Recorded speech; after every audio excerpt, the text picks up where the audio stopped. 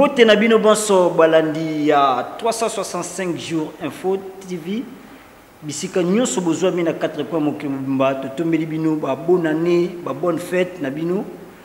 Merci Nabino nyonso ndenge bozali liboso ya batando eke Nabino pona kolanda politique du jour. Pona lelo tozotal sabino discours ya mwana mboka Martin Fayulu Madidi, président national ya SID. Ndenge yemoko mibengaka président Eli yepe na ngambu na ye alobaki akotika la bongote sans pour autant asala mwa liloba pour na peuple congolais. Asalaki adresse na ye wapi asengi na peuple congolais batelema na makambu nyonso ya mabe.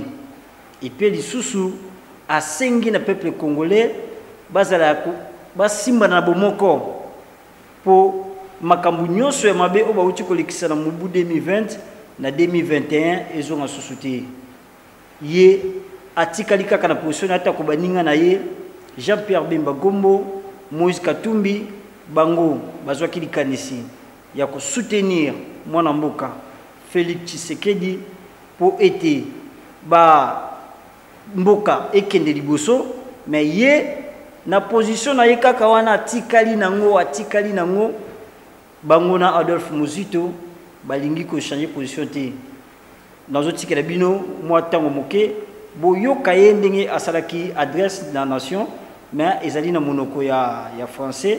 J'espère que biso nyonso tokoyoka yango malamu bolanda.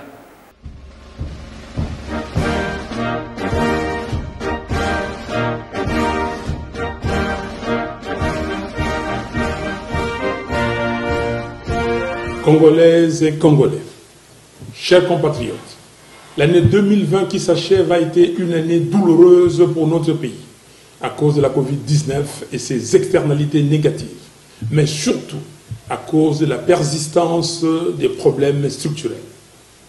Une fois de plus, je présente mes sincères condoléances à tous ceux qui ont perdu des êtres chers, soit du fait de la Covid-19, soit en raison de la misère, l'insécurité et les guerres qui sévissent dans notre pays.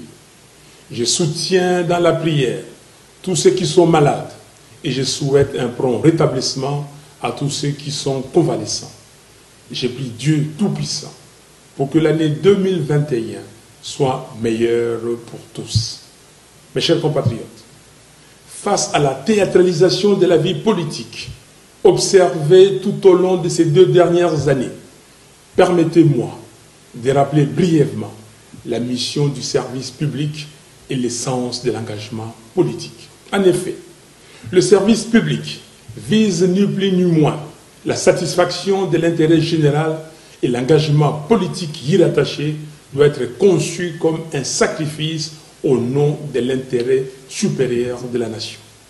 Le fondement même de cet engagement, c'est le pacte social noué avec le souverain primaire auprès duquel on obtient un mandat en bonne et due forme, de manière à améliorer son vécu quotidien et lui donner la chance de rêver dans son propre pays.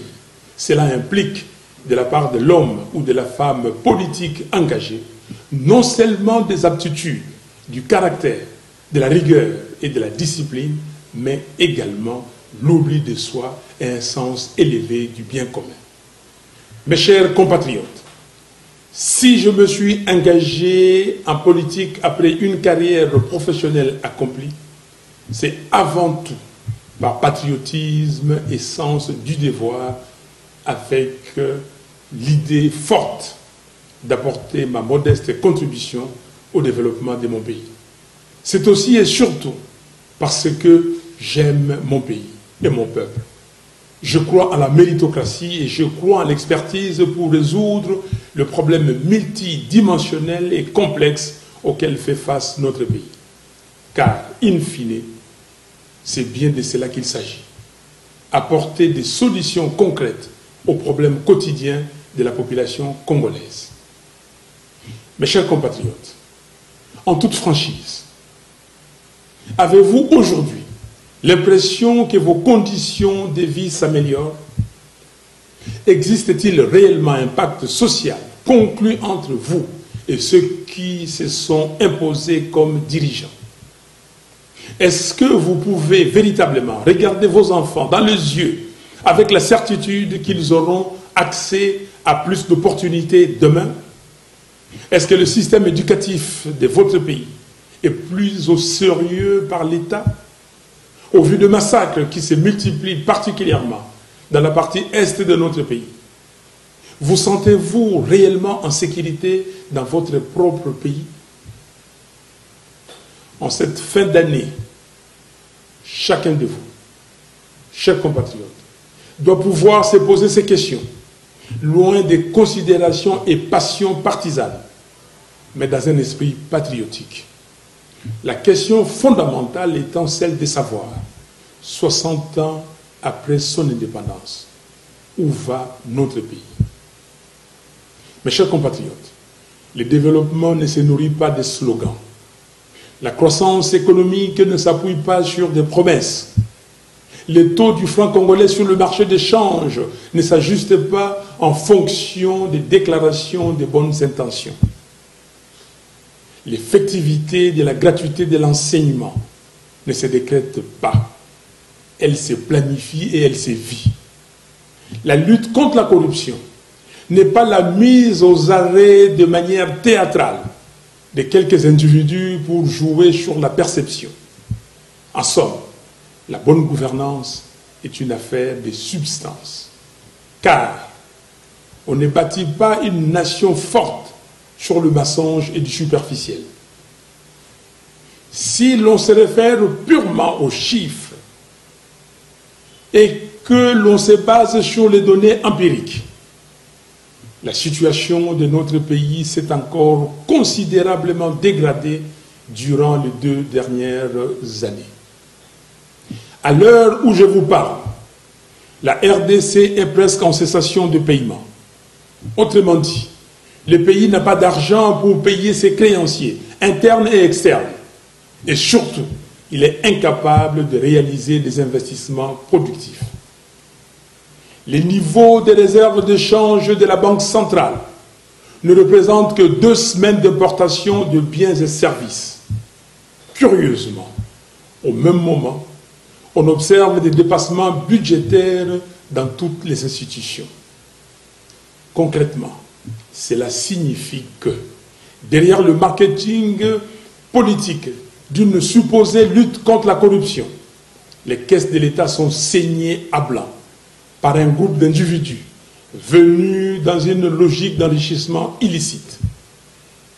Pendant que les autres nations du monde, y compris certains pays africains, ont mis sur pied une batterie de mesures pour la prise en charge de leurs citoyens, de leurs ménages et de leurs entreprises afin d'atténuer les effets économiques et sociaux néfastes de la pandémie de Covid-19, en RDC, les citoyens sont abandonnés à leur triste sort. Entre-temps, au moins 40 millions de Congolais souffrent d'insécurité alimentaire. Cela signifie que le pays, qui possède la 2e plus grande superficie de terres arables au monde, après le Brésil, est incapable de nourrir 40% de la population en 2020. Au même moment, plus de 6 millions de Congolais sont des déplacés internes dans leur propre pays. Parmi eux, il y a des femmes, des hommes, mais des enfants à bout de force qui passent la nuit à la belle étoile, sous les crépitements des balles, tout en se demandant s'ils auront la force d'ouvrir les yeux et voir le soleil le lendemain.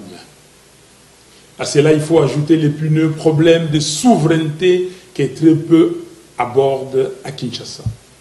Les armées de certains pays voisins se battent sur notre territoire et d'autres encore traversent nos frontières sans que le gouvernement illégitime ne lève le doigt. Lorsque j'avais pris mes responsabilités patriotiques pour organiser une marche en octobre dernier afin de tirer la sonnette d'alarme sur la situation sécuritaire à l'est de notre pays, les ennemis de la République ont violemment réprimé cette action d'éveil de conscience. En ce qui concerne les infrastructures de base, à ce jour, la desserte en électricité dans notre pays, l'optimisme à ce sujet est sans faille, parce qu'il se nourrit de la force d'esprit des Congolaises et des Congolais. En effet, le redressement de notre beau pays va dépendre de toi, papa, chef de famille, qui travaille dur tous les jours pour subvenir aux besoins de ta famille. Cela va dépendre de toi, maman, qui travaille tout aussi dur, si ce n'est plus dur, pour subvenir aux besoins de ta famille. Cela va dépendre de toi, jeune homme, qui cherche du travail, mais qui bute contre le manque d'opportunités d'emploi et contre le chômage des masses. Cela va dépendre de toi, jeune fille, pleine de rêves, malheureusement obscurcis par le manque de vision et l'avidité des politiciens corrompus et égoïstes. Cela va, en définitive, dépendre de notre capacité collective à dire non, à dire stop à la complaisance, à dire trop c'est trop, il faut que ça s'arrête. Et il est temps qu'une alternative crédible prenne le dessus sur la médiocrité et la cupidité. Nous pouvons faire mieux, nous devons faire mieux. Pour y arriver, il est primordial de rétablir le peuple congolais dans sa souveraineté. Il est impératif d'obtenir une réelle alternative politique démocratique qui soit porteuse d'un véritable changement. Ainsi, la crise multiforme née du hold-up électoral de décembre 2018 ne peut se résorber que par de nouvelles élections justes, transparentes et crédibles. C'est pourquoi, devant l'histoire et devant les Congolaises et Congolais, j'en appelle au bon sens de toutes les forces en présence. Évitons de répéter les mêmes erreurs qui, depuis 1960, ont plongé notre pays dans un cycle de crise perpétuelle de légitimité. Gardons à l'esprit notre loi fondamentale. Celle-ci renseigne dans son exposé des motifs que tout le temps que les institutions de la République et leurs animateurs seront illégitimes, la RDC restera engluée dans des crises politiques récurrentes qui plombent sa stabilité et son développement. Il ne s'agit pas d'une hypothèse, mais d'un constat. Et les événements auxquels nous assistons aujourd'hui donnent toute sa raison d'être au contenu de l'exposé des motifs de notre Constitution. En effet, une majorité préfabriquée, même si elle est subvertie, conserve son caractère artificiel et donc illégitime. Alors, sous couvert de l'utilisation abusive du pragmatisme ou du réalisme, combien d'expérimentations hasardeuses nous faudra-t-il encore dans notre pays pour que nous comprenions que la corruption n'engendre que la corruption? C'est pourquoi j'insiste sur ma proposition de sortie des crises, de manière à ce que nous puissions entreprendre des réformes institutionnelles profondes et consensuelles entre les parties prenantes, sous les bons offices des leaders religieux congolais, avec l'accompagnement de la CIRGL, la SADC, la CEAC, l'Union africaine ainsi que les Nations unies. Ces réformes urgentes et nécessaires doivent porter notamment sur la commission électorale, la loi électorale, la Cour constitutionnelle, la défense, la police et la sécurité, la lutte contre la corruption, ainsi que les droits humains. Nous devons redonner la parole au peuple en organisant de nouvelles élections anticipées, présidentielles, législatives nationales, législatives provinciales, sénatoriales, présidents des assemblées provinciales et gouverneurs des provinces. C'est dans la mise en œuvre de cette proposition que se situe précisément notre responsabilité historique commune. Toute autre voie n'apportera que des solutions cosmétiques, reposant sur le mensonge, la corruption et la manipulation, sans résoudre la question des fonds qui est celle de la crise de légitimité des institutions et de leurs animateurs. Chers compatriotes, pour accompagner le peuple dans la reconquête de sa souveraineté, j'annonce qu'à partir de ce 20 janvier 2021, je mettrai en place un cabinet composé de femmes et d'hommes qui veulent que le Congo de Kimbangu et de Lumumba soit fort, digne et prospère. pour mériter le respect et l'honneur des générations futures. Nous allons accentuer notre combat par des voies et moyens démocratiques afin de restituer au peuple son pouvoir de choisir librement ses dirigeants. La vérité des urnes. Que personne ne vous impressionne ou ne vous fasse douter du pouvoir qui est le vôtre. La souveraineté vous appartient. J'en profite pour dire à toutes celles et à tous ceux qui, partout dans notre pays, se sentent délaissés par le pouvoir des fêtes de Kinshasa, que votre commandant est avec vous. Je ne vous abandonnerai jamais. La RDC, c'est les 2 345 410 km² qui composent ces 26 provinces et c'est près de 90 millions d'habitants dans toute leur diversité, sans oublier sa diaspora, qui est la première source de financement de l'économie du pays. Nous sommes un peuple vaillant et solidaire. C'est dans cet esprit de solidarité que j'avais prévu de passer la fête de Noël à Lissala, dans la province de la Mongala, comme je l'avais fait l'année dernière à Beni, dans la province du Nord Kivu. Mais mon voyage de Mbandaka, Boende et Lissala a été reporté. Je serai avec vous, mes frères et sœurs de Kinshasa et des provinces, tout au long de l'année 2021. Congolaises et Congolais, chers compatriotes, disons adieu à l'année 2020, année de la Covid-19, des massacres à l'Est, des misères, des souffrances, des corruptions, des vols, d'insécurité et des chaos institutionnels. À vous que Dieu a préservé et à qui il a donné la vitalité pour être des acteurs privilégiés du changement de notre pays.